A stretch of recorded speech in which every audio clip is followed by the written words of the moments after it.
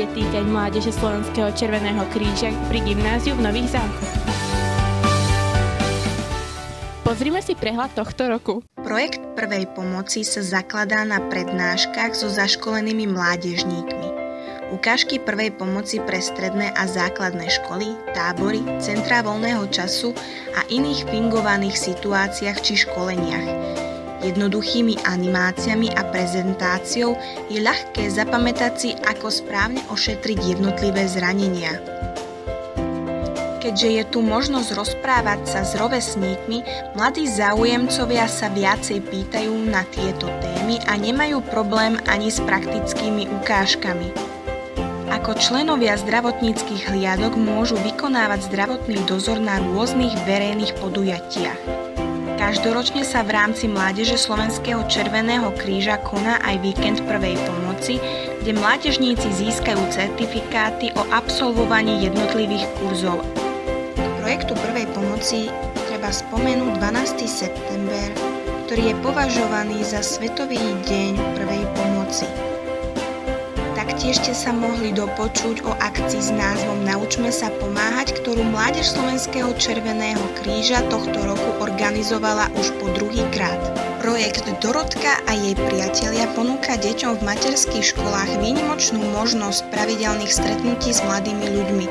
Každý mesiac riešia deti a mládežníci problémy imaginárnej kamarátky Dorotky, ktorá je rovesnička detí materských škôl a potrebuje pomoc. Deti v materskej škole sa formou hier, básni, príbehov a rozhovorov učia ošetriť malé zranenia Dorotky, privolať rýchlu lekárskú pomoc a oboznámujú sa s darcovstvom krvi a Červeným krížom. Už v predškolskom veku vedia deti pomôcť iným a posilňujú sa v nich hodnoty humanity. Mládežníci sú pre nich pozitívnym príkladom. Postupne sa z mladých predškolákov stávajú šikovní ošetrovatelia a záchranári. V súčasnosti skupina Mládeže Slovenského Červeného kríža pri gymnáziu v Nových Zámkoch vedie projekt s názvom HIV/AIDS prevencia. K projektu sa veľkou mierou viaže aj sviečkový pochod, prednášky a prevencia. 1. december je už od roku 1983 považovaný za Svetový deň boja proti AIDS.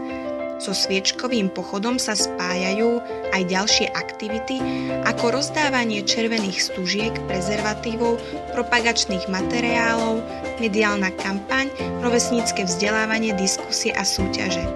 Cieľom je demonštrovať solidaritu s ľuďmi žijúcimi s HIV/AIDS, zamerať pozornosť spoločnosti na problematiku HIV/AIDS a súvisiacu stigmatizáciu a diskrimináciu.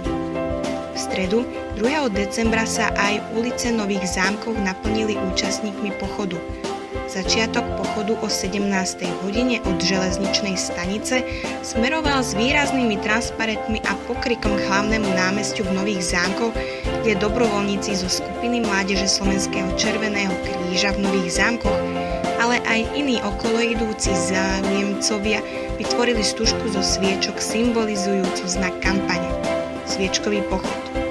Hlásali sa motá: šírime vedomosti, nie vírus, ale aj otvor si oči pred tým, ako ich AIDS zatvorí.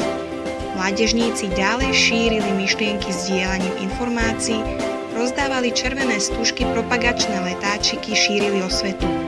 Aj napriek zimnému, chladnému počasiu sa tohtoročnej kampane zúčastnilo vyše 80 mladých ľudí.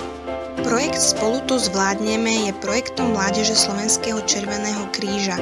Jeho cieľom je spríjemniť chvíle seniorom v sociálnych zariadeniach, domovov dôchodcov či v klube dôchodcov. Projekt má za úlohu aktivizovať starších ľudí a aktívne ich zapojiť do sociálneho prostredia. Cieľom je tiež preklenúť generačné bariéry a podporiť dialog medzi dvomi rozličnými generáciami. Sedenia si mládežníci dohodnú s personálom sociálneho zariadenia. Mládežníci spríjemňujú a spestrujú seniorom dni zaujímavým programom, kreatívnymi dielňami, spevom, premietaním filmov či len samotnou návštevou a rozhovormi. Nie je nič krajšieho, ako keď vidíte v očiach ľudí vďačnosť a radosť z toho, že i napriek ich vyššiemu veku má niekto o nich záujem. Preto sa snažíme spríjemniť ich chvíle, aby zabudli na svoje trápenia, starosti a choroby. Noví členovia majú rovnaké možnosti ako aj iní. Pozrieme sa teda na reakciu našich mládežníkov. Tak, Poďme na to! Slovenského Červeného kríža je jedna veľká skupina mladých ľudí s obrovským srdcom, ktorí sú vždy ochotní pomôcť a urobiť niečo pre dobrú vec. Pretože sa tam veľa nového naučím. Sme veľká červenokrižacká rodina, ktorú nám nikto nevezme. Nie je to obyčajná skupina. Tu ide predovšetkým o priateľstvo. Práce s ľuďmi a smer práce s ľuďmi, ktorí ma neskutočne baví.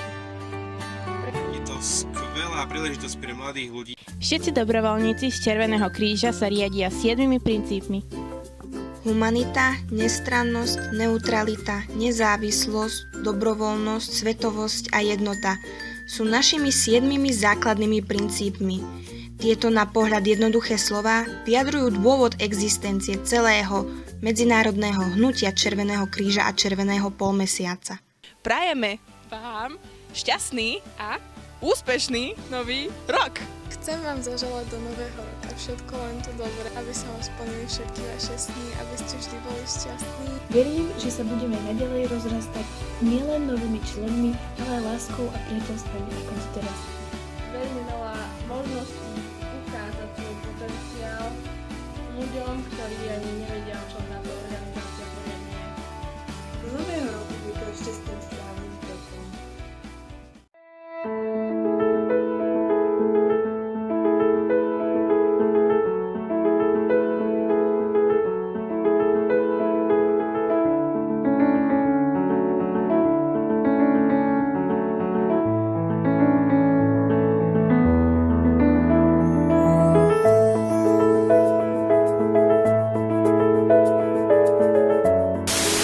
Vážení a milí diváci z ostrých najlepších scén.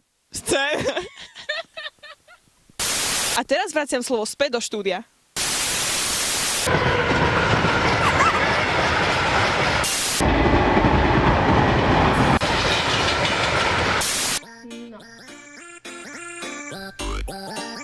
Poďme si zaspievať.